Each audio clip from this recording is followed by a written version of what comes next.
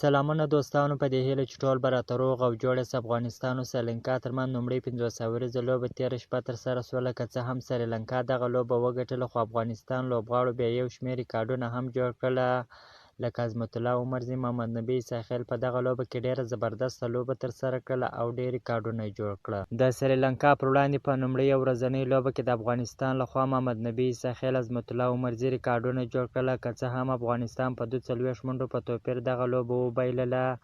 عظمت الله عمرزي، محمد نبي اسماعیل بې سلیزې ووهلې او ډېره ښه لوبه یې نندارې ته هم وړاندې کړله. په دغه لوبه کې عظمت الله عمرزي، محمد نبي اسماعیل 242 منډې ملګرتیا وکړله، چې په نړیوالو ورځنۍ سیالۍ کې د شپږمې ویکټې لپاره دویمه لویه ستره ملګرتیا شوه. همدغه راز د افغانستان لپاره دواړو دویمه لویه ستره ملګرتیا وکړله، چې په شپږمه ویکټ د افغانستان لپاره تر ټولو لویه ستره ملګرتیا هم محمد نبي اسماعیل، عظمت الله عمرزي ترسره کړله. عظمت الله عمرزي بیا په نړیوالو ورځنیو سیالیو کې لومړۍ سلیزه ووهله، چې 149 ناسوځېدلې منډې جوړې کړلې، چې دا تر ټولو زیاتې منډې دي.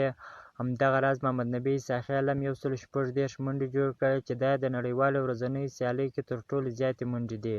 که غواړئ د کرکټ په اړه باندې تازه او مهمو معلوماتو څخه ځان خبر کړئ، نو حتما زموږ پیج درسره فالو، چینل درسره سبسکرایب کړئ. د نورو تازه معلوماتو لپاره زموږ سره اوسئ. تر بلې ویډیو پورې د الله په امان.